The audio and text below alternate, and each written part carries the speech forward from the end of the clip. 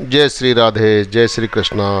प्रिय मित्रों, हम सभी सदैव अत्यंत भक्ति भाव श्रद्धा से एक दूसरे को संबोधन में, एकांत में, नाम जप में श्री सीताराम, श्री राधे श्याम, श्री लक्ष्मी नारायण भगवान इस प्रकार उच्चारण करते हैं। और एक विशेष बात यह है कि शक्ति स्वरूपा माता लक्ष्मी का नाम स्मरण सदैव पालनहार भगवान नारायण से पहले किया जाता है।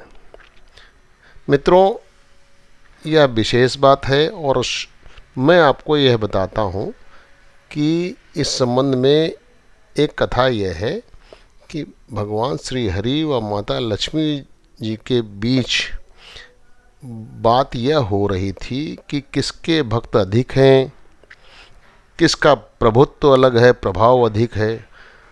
दोनों ने इस बात की परीक्षा करने की ठानी और प्रभु श्री हरि एक ब्राह्मण का वेश बनाकर एक गांव में पहुँचे और सभी से इस बात की चर्चा की कि मैं आप सबके बीच कथा कहना चाहता हूँ। आखिरकार एक धनी वैश्य ने उनकी बात स्वीकार कर ली और कथा प्रारंभ हो गई। जब कथा श्री प्रभु ही कह रहे हों तो इस बात को क्या कहा जाए, कितनी सुंदर होगी। बहुत रोचक और आनंददायक कथा चल रही थी। बहुत अधिक संख्या में श्रोता एकत्रित होकर कथा सुन रहे थे। कुछ दिनों कथा के बीते, इसी बीच माता लक्ष्मी एक वृद्धा का रूप बनाकर उसी गांव में एक घर के सामने पहुंची, जहां एक स्त्री दरवाजे को बंद करके कुंडी लगाने जा रही थी। माता बोली, अरे बेटी, जरा बूढ़ी को पानी पिला दे, बहुत प्यास लगी है, गला सूख रहा है। स्त्री बोली, अरे माता, मुझे देर हो रही है, किसी और घर से मांग लो। तो माता बोली, अरे बेटी, कहाँ जा रही हो, इतनी जल्दी में हो कि एक वृद्धा को पानी भी नहीं पिला सकती। स्त्री बोली, माता, एक महाराज जी कथा सुना रहे हैं, बहुत ही सुंदर रोचक कथा कहते हैं, मन प्रसन्न हो जाता है, वहीं जा रही हूँ। माता थोड़ा खिन्न होकर बोली, कथा सुनने का मतलब यह थोड़े ही होता है कि प्यासे को पानी न पिलाया जाए, ऐसे ही छोड़ दिया जाए। यह बात सुनकर वह स्त्री थोड़ा लज्जित हो गई और कहा, अच्छा मैया बैठो, पानी लाती हूँ। और एक गिलास पानी माता को लाकर दिया। माता ने पानी पिया। तत्पश्चात वह स्त्री वापस गई तो उसने देखा पानी पिलाने वाला गिलास तो सोने का हो गया है। यह देखकर स्त्री ने जानबूझकर माता को जबरदस्ती रोककर और सेवा की और जिस किसी पात्र में भी माता की सेवा हुई वह स्वर्ण का हो गया। इस बात की चर्चा स्त्री ने अपने स्वभाववश कई जगह कर दी और यह बात पूरे गांव में जंगल की आग की तरह फैल गई। अब तो प्रत्येक व्यक्ति माता को अपने घर मेहमान बनाने के लिए, सेवा करने के लिए लालायित हो गया। यहाँ तक कि यह बात धनी वैश्य तक भी पहुँची। वह भी माता के दर्शन करने गया। धनी वैश्य के द्वारा कथावाचक ब्राह्मण देवता को भी इस बात की जानकारी हुई। हालांकि ब्राह्मण देवता ने यह भी अपने जजमान वैश्य से कहा कि अरे आजकल लोग कहाँ चले गए हैं, बिल्कुल कथा सुनने में आते ही नहीं हैं, बिल्कुल भीड़ ही नहीं है, कहाँ चले गए सब लोग।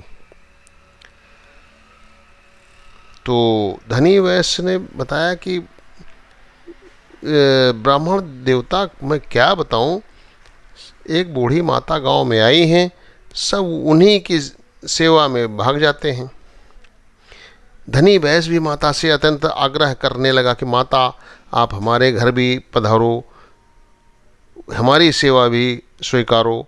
परंतु माता ने कहा, नहीं वैश्य महाराज, एक मेहमान के घर में पहले से मौजूद होने पर दूसरा कैसे मेहमान आ सकता है, मैं तो नहीं जा सकती। यह सुनकर वैश्य ने काफ़ी सोच विचार कर अंततः ब्राह्मण महाराज को जाने के लिए बोल दिया। ब्राह्मण महाराज ने आश्चर्यचकित होकर कहा, अरे जजमान, अचानक क्या बात हो गई? अभी तो कथा भी पूर्ण नहीं हुई है, चल ही रही है, और तुम मुझे जाने के लिए कह रहे हो। वैश्य ने कहा, नहीं महाराज, आप चले ही जाओ। मजबूरन ब्राह्मण वेशधारी प्रभु चले गए और धनी वैश्य अति प्रसन्न होकर शीघ्रता से वृद्धा माता के पास गया। परंतु वहाँ पहुंचकर उसने देखा तो माता जी तो कहीं मिली ही नहीं, वो भी जा चुकी थी। वैश्य निराश होकर वापस आ गया। उसने कहा, ब्राह्मण देवता को भी मना कर दिया, माता जी भी नहीं आईं। इस बात के पश्चात श्री हरि और महामाया लक्ष्मी जी अपने अपने स्थान पर एकत्रित वहाँ पहुँच गए क्षीर सागर में। प्रभु नारायण ने कहा, अरे देवी लक्ष्मी, तुम जीत गई।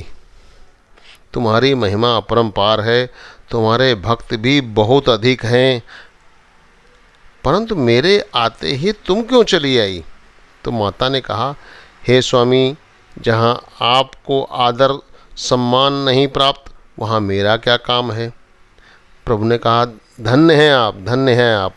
मेरा यह वचन है अब कि जब जब इस धरती पर मेरा अवतार होगा, चाहे जिस युग में हो, चाहे जिस रूप में हो, मेरे नाम से पहले आपका नाम अवश्य स्मरण किया जाएगा, अवश्य स्मरण किया जाएगा।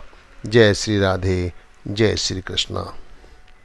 मित्रों, यह कहानी आपको अवश्य पसंद आई होगी, इसलिए इस चैनल को सब्सक्राइब, लाइक और शेयर अवश्य करें।